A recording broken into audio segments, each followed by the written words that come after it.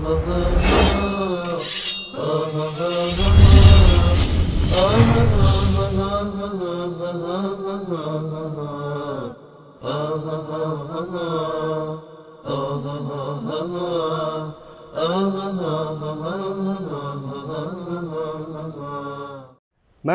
قضیه تحریف قرآن بارها در برنامه‌های مختلف در موردش صحبت کردیم.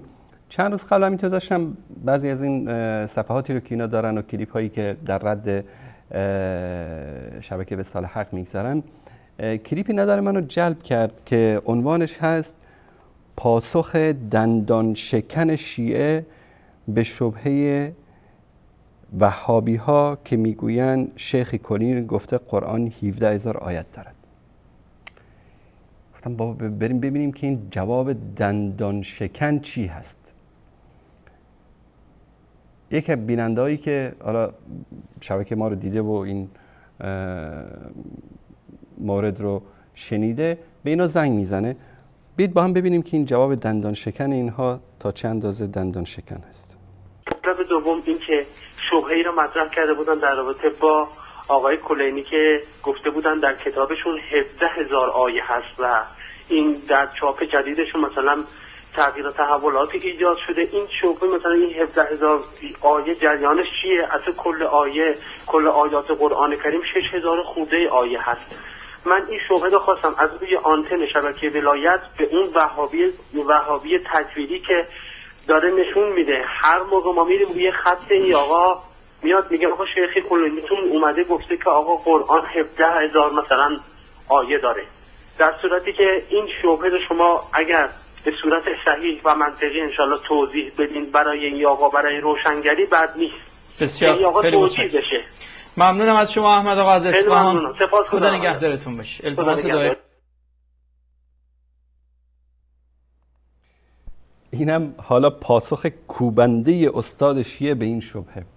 باور کنید این پاسخ به اندازه کوبنده بود که دیگه همه این ساختمان استودیوی شبکه وصال حق رو لرزاند. ببینید که این پاسخ کوبنده این آقا چقدر کوبنده است. قبل از اینکه ایشون پاسخ بده شاید قبلا شنیده باشین میگفتن این 17,000 آیه و اینا که تعریف و اینا میگن اینا این حواشی بوده و تفسیر بوده و فلان بوده اینا بوده، این آیت نبوده و اینطوری داشتن توجیه میکردن. وقتی که ثابت کردیم نه خیر این نیست، حالا ببینید که پاسخ کوبنده ایشون چی است در این مورد. نگه دارن تلفنی رو برای ما وصل نکنن تا ما ببینیم سوالاتی که مطرح شده اینها رو جواب بدیم. اگر فرصت شد باز هم در خدمت دوستان بینندمون خواهیم بود. خب اولین بیننده ما احمد آقا از اصفهان بحث حالا یکی از این شبکه‌های وهابی رو مطرح کردن که گفتن که مرحوم کلینی بحث 17,000 آیه رو مطرح کردن. جناب استاد روستایی، استاد عباسی کدوم موضوع ما کسی از جناب استاد عباسی مطلبی رو عرض بکنم. ببینید اولا یکی از مطالبی که در مورد این روایت هست اینه که این روایت تصحیف شده. چون این کتاب عرض میکنم خودم این کتاب کافی نسخه های متعددی داره. وقتی ما به نسخه های متعدد کافی مراجعه میکنیم میبینیم اتفاقا اون آمده 7,000 نه 17,000 7,000 و حالا این رقم 7,000 هم که بیان میکنن به چه جهته؟ ببین بعضی وقتا مثلا بین خودمون هست مثلا خب یه رقمی رو گرد میکنن، یه رقمی رو مثلا راندش میکنن، این رو بیان میکنن. مثلا فرض کنید مثلا میگن آقا مثلا 19 نفر مثلا یه جایی هستن میگن آقا 20 نفر. درسته. خب مثلا 25 نفر میگن آقا 30 نفر. این معموله. بنابراین نسخه های متعدد کافی رو که ما مراجعه میکنیم میبینیم اون نسخه ای که انتشارات دارالحدیث قم چاپ کرده و از تحت اشراف حضرت آیت الله شبیری زنجانی بوده که از بزرگترین علمای رجالی اسلام هستن، نه فقط معاصر بلکه در این 15 قرن ایشون از بزرگترین علمای علم رجال هستن. تحت اشراف ایشون وقتی انجام شده میگن نه آقا نسخه های متعدد کنار هم گذاشتن، نسخه 7,000 هست، صحیح تر هست نه 17,000. نکته بعدی مرحوم فیض کاشانی در الوافی، خب ایشون بین علما مشهوره که نسخه های متعددی پیشش بوده. ایشون میاد از کافی نقل میکنه که آقا قرآن 7,000 آیه نه 17,000. ایشون هم اون واژه عشره رو نداره. بنابراین این یک تصحیفیه که نساخ مثلا می نوشتن و به قول من مثلا سبعتون رو می‌خواستم سبعت عشر مثلا می‌نوشته. درسته؟ اشتباه نساخه در واقع. اون نسخه نویسا اون موقع بالاخره صنعت چاپ به این شکل امروزی که نبوده که مثلا تایپ بشه، مقابله بشه، دقت بشه. خب بعضی وقتا از این مطالب پیش می آمده، ولی ما وقتی نسخه هایی می‌بینیم یا اون شهادت مرحوم فیض رو می‌بینیم مرحوم فیض از کافی 7000 نقل کرده، نه 17000. نکته دیگری که پیرامون این روایت باید بررسی بشه این هست که این روایت در باب نوادر کتاب کافیه و باب نوادر مرحوم کلینی روایات شاذ رو میاره. روایت شاذ چه روایتیه؟ روایتی که در مقابل روایت مشهوره. اون روایت مشهور ما 17000 تا نیست و این روایت در مقابل اون روایته. و ببینید اولا میگه که این نساخ بودن که این رو تایپ کردن و بیچارا اشتباه تایپ کردن. من هیچی نمیگم، قضاوت رو هم به شما عزیزان میگذارم. اینجا می نویسیم که احمد جان نشون بده. این 7000 هست که در عربی نوشته میشه و این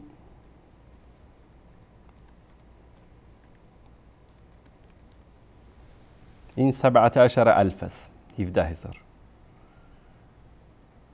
مگر این ناسخ الاغ باشه که فرق بین 7000 و 17000 رو ندانه. این قضاوت با شما بینندگان. ثانیاً اقرار همه کسانی که نسخه های متعدد کافی رو دیدن این است که نسخه های مخطوط کافی 17000 آیت است و ما بارها اینجا نشون دادیم نسخه های متعددی رو و خودش هم اعتراف میکنه که نسخه‌ای که دارالحدیث قم چاپ کرده و تحت نظر آقای شبیری زنجانی بوده به خاطر اینکه آبروشون پیش مسلمانان نره اینجا آوردن 7000 کردن. همه اینجا ذکر صدوق رو کرد که شیخ صدوق هم اومده گفته که 7000. در مورد 17000 در این شکی نیست که این جزء اعتقادات این هاست که قرآنی که میگه که بر پیامبر صلی الله علیه و سلم نازل شده 17000 آیه است. اما ببینیم که این صدوق اینها چجور آدمی بوده.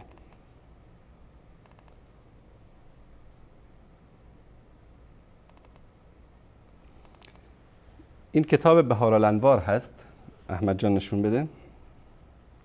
اینم صفحه بعدش جلد 5، اینم سال چاپش 1983.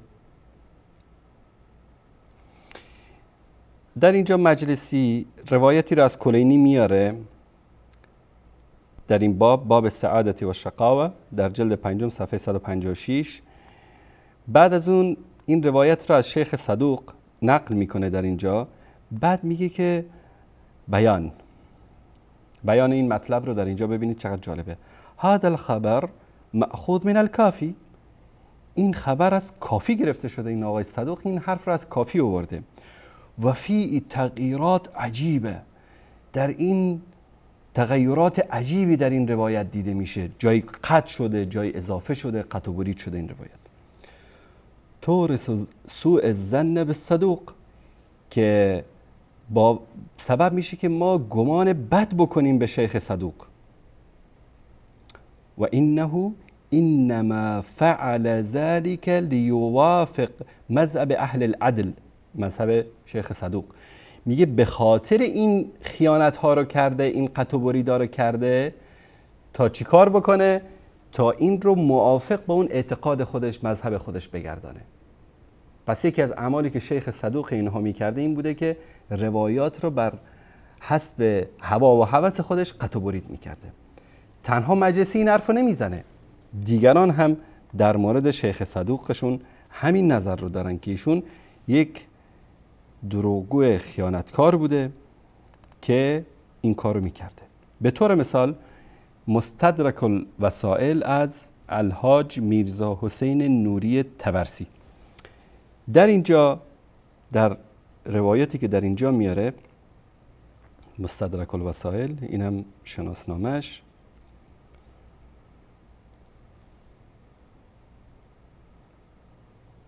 روایتی رو میاره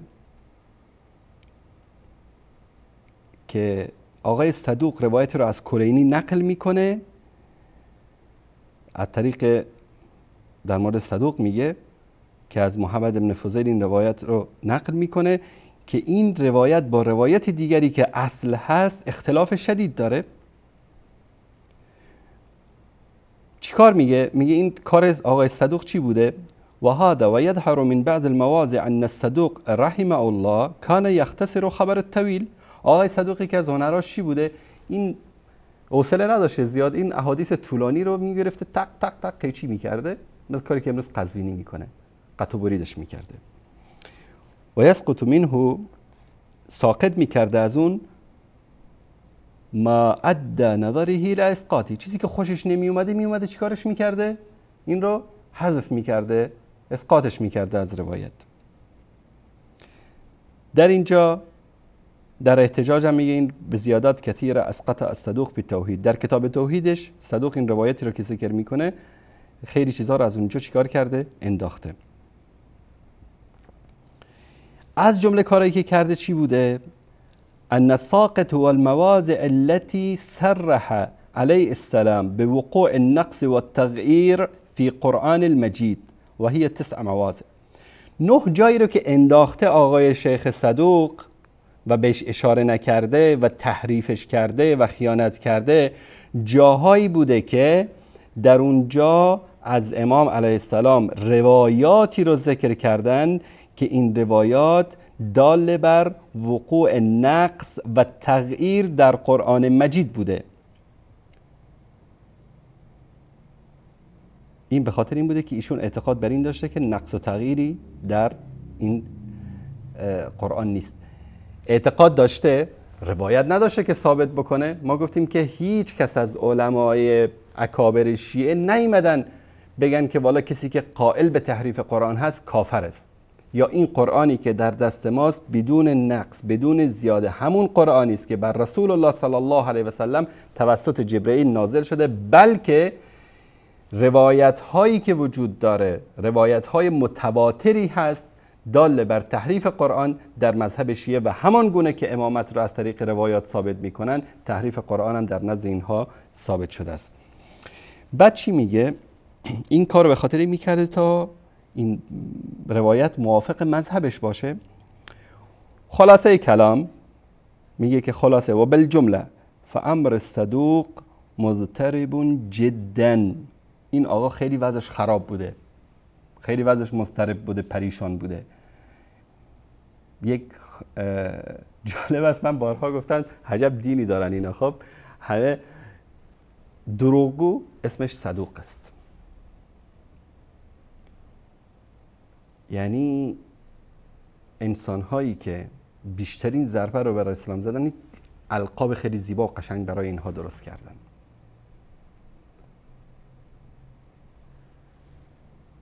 پس میگه که خلاصه حرف اینه که حرف آقای صدوق وضعیتش خیلی خراب است. در ادامه چی میگه؟ و ان صادق علیه السلام ثم قال. بعد روایت دیگری رو از در کتاب توحید که از کلینی اینم نقل شده با اسنادی که از ابی بصیر بوده و در این خبرم که از کافی گرفته شده و در خبر ماخوذ من الکافی و فی تغییرات عجیبه. در این روایت هم تغییرات عجیبی آقای صدوق آورده تورث سوء الظن بالصدوق که سبب میشه که انسان گمان بد بکنه به آقای صدوق. پس اگر شیخ صدوق شما اومده 7000 17000 کرده 7000، این به خاطر این است که ایشون یک دروغگوی خائن بوده. بعدش هم این آخوندی که الان تو شبکه ولایت من تعجب میکنم این لقیط‌ها رو از کجا برمی‌دارن میارن، میگه که این روایت تضعیف شده. کی تضعیفش کرده؟ قزوینی، یعنی 200 تا مرجعی که آوردید تو شبکه ولایت. مجلسی میاد این روایت رو تصحیح میکنه، میگه این روایت صحیح هست، این روایتی است که یعنی موثق است در نزد ایشون. این در کتاب مرآت العقول دوستان نشون بدن، مرآت العقول فی شرح اخبار آل رسول، این هم سال چاپش. در اینجا میگه که حدیثی که القرآن الذي جاء به جبرائیل الى محمد صلی الله علیه و سلم 17000 آیه، میگه این حدیث چی است؟ موثق است. چرا؟ چون میگه روایت هایی که در اثبات تحریف قرآن اومده متواتر است. روایت های تحریف قرآن در نزد شیعه متواتر است و میگه این خبر فالخبر صحیح ولا يخفى ان هذا الخبر و كثير من الاخبار الصحيحه الصريحه في نقص القرآن و تغییره. میگه این خبر و تعداد زیادی از اخبار دیگر صحیحی که از روایت شده در کتب شیعه دلالت بر این داره، دلالت صریح بر این داره که در قرآن کریم نقص آمده و تغییر آمده. حالا این آقا میگه که مسئله دیگری که مطرح کردین آخوند جاهل، میگه که این روایت رو آقا اومده در باب نوادر آورده، در حالی که این جاهل، این آخوندی که میخواد جواب دندان شکن و کوبنده بده به شبهات وهابیت، نمیدونه یا نمیخواد بدونه به خاطر جهل مرکبش یا به خاطر تقیه و نفاقش که در کتاب کافی باب کاملی داره در اثبات تحریف قرآن کریم. حالا این باب رو من خدمتون نشون میدم. این کتاب کافی از ثقة الاسلام محمد ابن یعقوب کلینی، اینم شناسنامش. باب فی نکت و نطف من التنزیل فی الولایه. در این بابی که آیاتی رو آورده که در مورد ولایت، اثبات ولایت علی رضی الله تعالی عنه است که این آیات چی شده؟ در قرآن کریم حذف شده. این روایت ها رو ببینید، من زیرش خط کشیدم. ببینید و من یطع الله و رسوله فی ولایت علی و ولایت الائمه من بعده فقد فاز فوزا عظیما. آیه 71 سوره احزاب میگه هاکذا نزلت، این گونه نازل شده. هاکذا نزلت، اصل آیه که در قرآن کریم است و من یطع الله و رسوله فقد فاز فوزا عظیما، اصل این است. میگه که این آیه اینطوری نازل شده و من یطع الله و رسوله فی ولایت علی و ولایت الائمه من بعده فقد فاز فوزا عظیما. هاکذا نزلت، این آیه این گونه نازل شده. از این آیه چی حذف شده؟ فی ولایت علی و ولایت الائمه من بعده.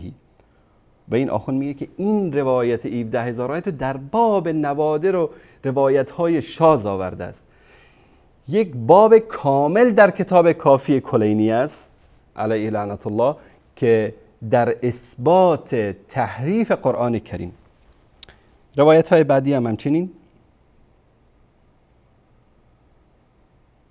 این روایت ها همه داله بر تحریف قرآن است. در اینجا مثلا اینجا ببینید ولقد عهدنا الى آدم من قبل کلمات فی محمد و علی و فاطمه و الحسن و الحسین و الائمه من ذریتهم فنسی هاکذا والله نزلت علی محمد. به خدا قسم این آیه اینطوری نازل شده بر محمد. یعنی شما تصور کنید، احمد جان زوم بکنید روی این آیه، میگه که این آیه سوره طه آیه 115 ادامش این است کلمات فی محمد و علی و فاطمه و حسن و حسین و الائمه علیهم السلام من ذریتهم فنسی هاکذا والله نزلت.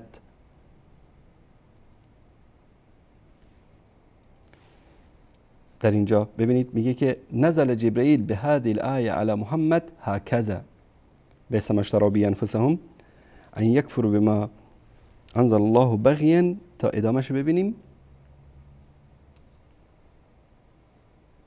نزل جبرائیل علی محمد به هذه الآیه هاکذا یا ایها الذین اوتوا الکتاب آمنوا بما انزلنا فی علی نورا مبینا. این آیه اینطوری نازل شده. صریح میگه که ببینید در این آیه هم اینجا میگه که این آیه این قسمت حذف شده. یا محمد من ولایت علی هکذا فی کتاب مخطوط، اینجوری در کتاب مخطوط هست. روایت بعدی، روایات بعدی، روایت بعدی.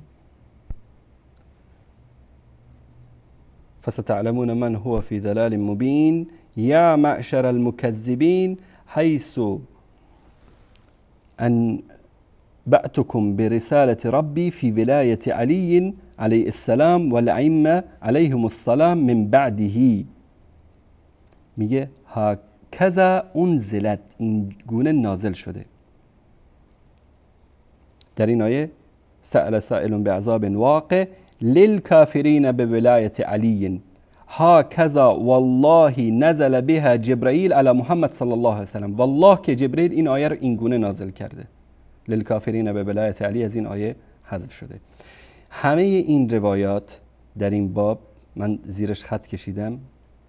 نزل جبرائيل بهذه الآية على محمد صلى الله عليه وسلم هكذا فبدل الذين ظلموا آل محمد حقهم.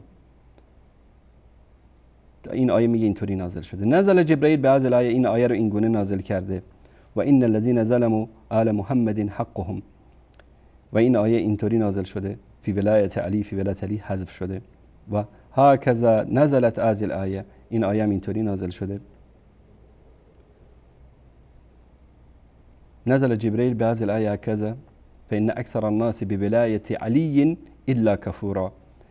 ونزل جبرائيل بهذه الآية هكذا وقل الحق من ربكم في ولاية علي ومن شاء فليكفر إن اعتدنا للظالمين. یا آیه میگه إن اعتدنا للظالمين آل محمد نارا. این آیه این گونه نازل شده. این یکی از بابهای خیلی بزرگ کتاب کافی است که قسم میخوره در اینجا کلینی و در این روایات، راویان این روایات، که اینها آیاتی بوده که این گونه نازل شده. 87 روایت رسیده تا حالا، 90 روایت، 91 روایت، اینطوری ببینید. واصبر على ما يقولون قال يقولون فيك واهجرهم تا اینجا. و ذرني یا محمد والمكذبين بوصيك وللنعمه. این میگه قلت ان هذا التنزيل، این گونه این آیه نازل شده. قال نعم، این گونه نازل شده. ببینید اینجا میگه به ولایت علی، در اینجا تنزیلا. قلت هذا التنزيل قال نعم. در اینجا این آیه رو ببینید.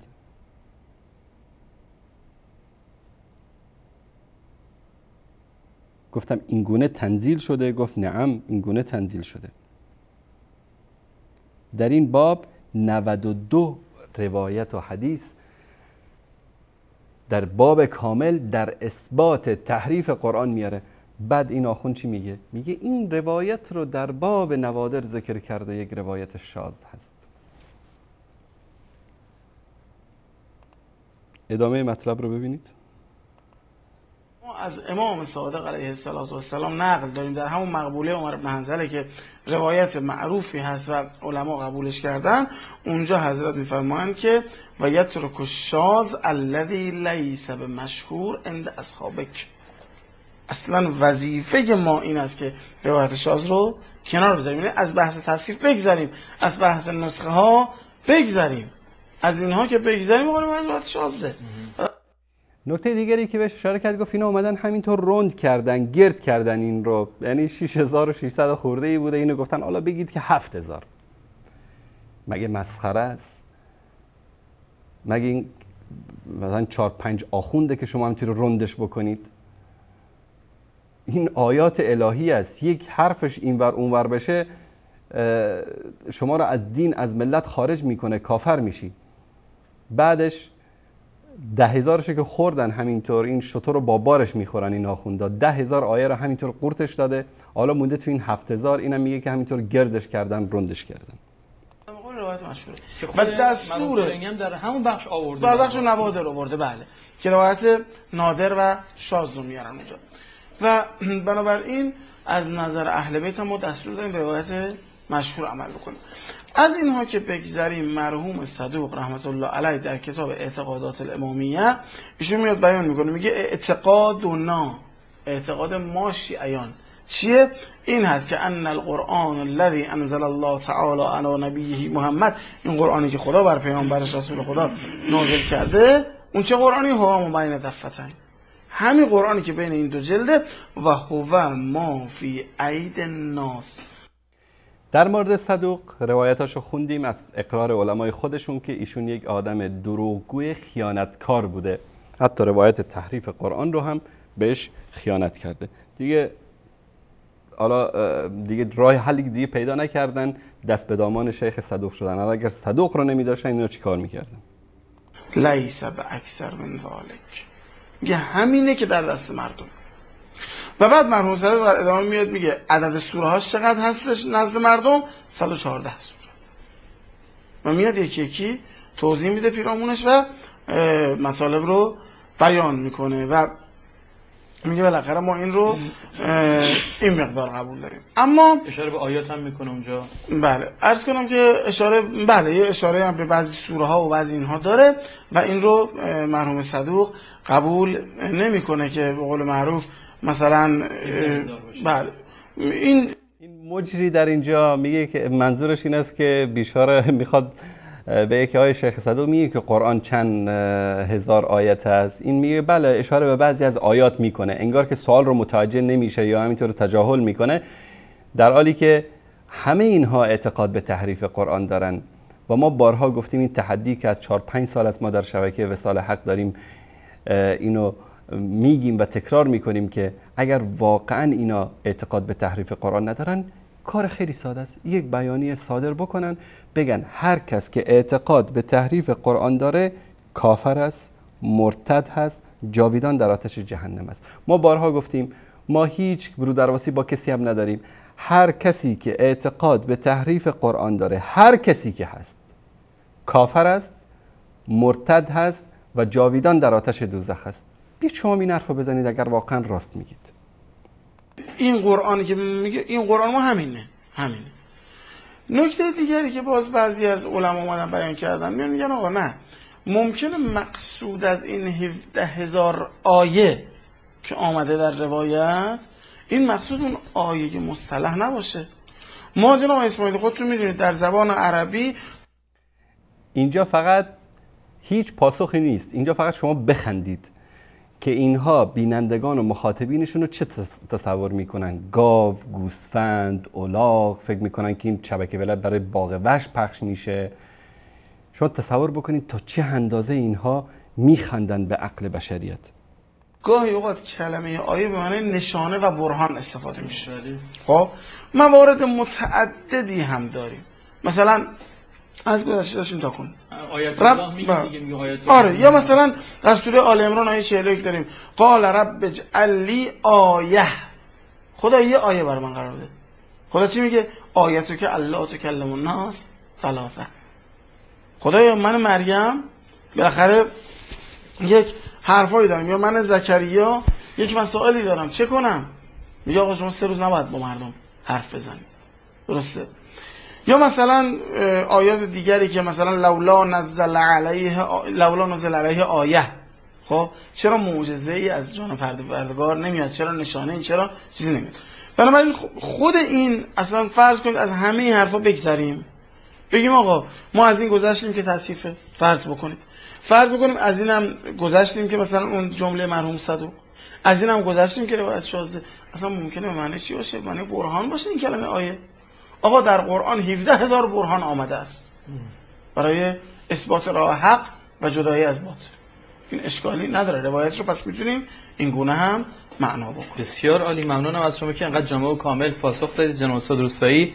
که ممنون. بله ما واقعا ممنون هستیم که این گونه پاسخ دندان شکن و کوبنده دادید که تا وهابی‌ها زنده باشن هرگز به این کافی کلینی شما و به این مذهب مسخره شما نتونن ایراد بگیرن. خدا نکنه شما و تعریف قرآن اصلا ابدا. اینایی که اعتقاد به تحریف قرآن داشتن در مذهب شیعه و این باب کاملی که این آقا زده در اینجا و اینها همه این کار این پدر سوختای وهابیا و داعشیا هستن که تهمت میزنن به شیعیان. در اینجا من یک از شرح مازندرانی خدمت شما نشون بدم. اینم شرح مازندرانی است، محمد صالح مازندرانی در مورد کتاب کافی همین روایت رو در اینجا میاره. ان قرآن الذي جاء به جبرائیل الى محمد صلی الله علیه و سلم 17,000 آیه، 17,000 آیه است. اینجا میاره این روایت رو که رسول الله بعد وفات رسول الله صلی الله علیه و سلم حضرت علی نشست تو خونه، قرآن رو جمع کرد و خارج نشد تا اینکه این کتابی رو که در اون تنزیل و ناسخ و منسوخ و محکم و متشابه و وعد و وعید و که کان 18,000 آیه که 18,000 آیه بود. حالا 17,000 میگفتن اینو میخواستن انکار بکنن، این آقا میگه که در اینجا 18,000 آیه بود. و قال صاحب الاکمال نقلا عن طبرسی ان ای قرآن 6,500 منها 5,000 في التوحيد وبقية في الأحكام والقصص والمواعظ. أقول كان الزائد على ذلك في هذا الحديث سقط بالتحريف وإسقاط بعد القرآن والتحريف ثبت من طرقنا بالتواتر. میگه که تحریف قرآن به تواتر ثابت شده. میگه تحریف قرآن در نزد ما به تواتر ثابت شده. این آقای مازندرانی است که اومدن یکی از شارحین کتاب کافی کلینی. الله المستعان. این عقیده اینها است در باب تحریف قرآن کریم که این آقا اومد و جواب خیلی دندان شکن دادن در اینجا. فیض کاشانی رو ذکر میکنه. فیض کاشانی در تفسیرش، این جلد اول تفسیر فیض کاشانی است، در اینجا میاد چی میگه؟ و اما اعتقاد مشایخنا، اما اعتقاد مشایخ ما یعنی علمای شیعه عموما فی ذلک فالظاهر من ثقة الاسلام محمد بن یعقوب کلینی که ایشون کان یعتقد التحریف و نقصان فی القرآن، ایشون اعتقاد به تحریف و نقصان در قرآن داشت. لانه روى روایات فی هذا المعنى فی کتاب الکافی، روایاتی در این مورد در کتاب کافی آورده. ولم يتعرض للقدح فيها، اینکه این روایات را رد نکرده، مع انه ذکر فی اول کتابی انه کان یثق بما رواه فی، ایشون هم اعتقاد بر این داشت که اون چیزی که روایت میکنه یقین داره بون. و كذلك استاده علی ابن ابراهیم القمی، استادش هم علی ابن ابراهیم القمی، فان تفسیره مملوء منه، مملوء از روایات تعریف قرآن است. و له غلو فی، و در این مورد غلو داره. این آخوندایی که اینطوری مردم رو مسخره میکنن با این جوابای دندان شکنشون، همین تفسیر رو رفتن در ایران ترجمه کردن. شما رو به خدا من اصل کتاب فیض کاشانی رو نشون دادم و ترجمه کردم براتون. حالا ببینید که اینا چه ترجمه کردن. ثقة الاسلام محمد ابن یعقوب کلینی، اعتقاد مشایخ ما. ثقة الاسلام محمد ابن یعقوب کلینی تا ترا به وجود تحریف و نقصان باور دارد، چون روایاتی را در این باره در کتاب خود کافی نقل کرده و به نقد آنها پرداخته است. در حالی که اونجا لم یتعرض للقدح فیها در عربی است که این روایات را نقد نکرده، اینجا ترجمه کردن به فارسی روایات را نقل کرده و به نقد آنها پرداخته است. روز روشن یعنی از ترجمه عربی به فارسی خیانت میکنن. در همین جمهوری اسلامی الان این کارو کردن، الان در زمان همین آخوندا این کارو کردن. و حتی در مورد قمی هم همین رو آوردن که استاد مرحوم علی ابن ابراهیم ابن هاشم قمی نیست که تفسیرش مملو از این قبیل مسائل تحریف و نقصان است و تا حدودی هم در این باره غلو. در اونجا در نص عربی گفته ولهو غلو فی، در این مورد غلو شدید داره. اینجا چی میگه؟ و تا حدودی هم در این باب غلو و مبالغه دارد، یعنی بر این عقیده است. این در مورد تحریف قرآن و اعتقادی که اینها در مورد تحریف قرآن دارن و اینکه به شیخ صدوق نمیتونن استدلال بکنن، چون که شیخ صدوق یک خیانتکار دروغگویی بوده بر اساس حرف خود علمای شیعه. و من فقط احمد جان اگر که این قسمت این فولدرها رو نشون بدی، در اثبات الهدات از حر عاملی ایشون قائل بر این است که تحریف قرآن وجود داره.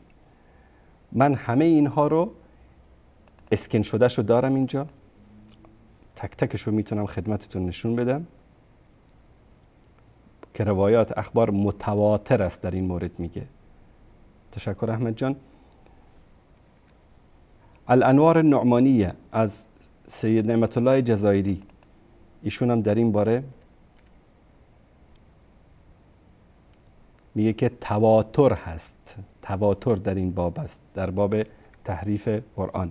البیان فی تفسیر قرآن خویی، التحقیق فی نفی التحریف علی میلانی، الدرر النجفیه یوسف بهرانی، اوائل المقالات شیخ مفید، تفسیر فی بیان السعاده جنابزی است یا جنابزی، شرح کافی مازندرانی، صیانة القرآن من التحریف محمد هادی، مرآت الانوار ابوالحسن آملی، مرآت العقول مجلسی جلد 12، مشارق الشموس عدنان بهرانی، مصابیح الانوار عبدالله شبر، منبع الحیات نعمت الله جزایری، نور البراهین نعمت الله جزایری، فصل الخطاب از نوری طبرسی. این خیلی جالبه.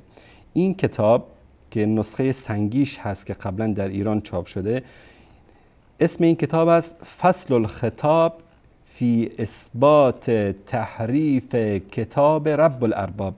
یعنی این طرف اومده کتابی رو نوشته، بیش از 2000 روایت رو در این کتاب جمع کرده در اثبات تحریف قرآن کریم. این کتاب چاپش نکردن چون که آبروشونو میبره و این کتاب نسخه سنگیش هست در کتابخانه های اینها و نوری طبرسی در این کتابش میاد اثبات میکنه که قرآن کریم تحریف شده است. تشکر احمد جان. و نور الانوار در شرح صحیفه سجادی. همه این روایت ها دلالت بر این داره که قرآن، مثلا ببینید همین روایت یکی از الشهاب الثاقب در اینجا ببینید، در اینجا نقول ان الاخبار مستفیزه بل متواتره قد دلت على وقوع الزیاده و النقصان و التحریف فی القرآن.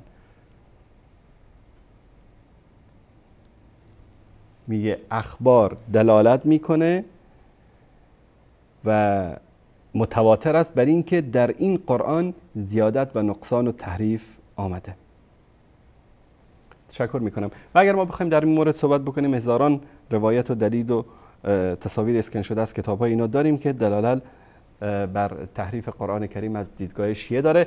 اینم کلیپ چون اسمش من خیلی خوشم اومد، جواب کوبنده و دندان شکن به شبکه وهابی، این کلیپ رو خدمتتون نشون دادم تا ببینید یکی از جوابهای دندان شکن اینها.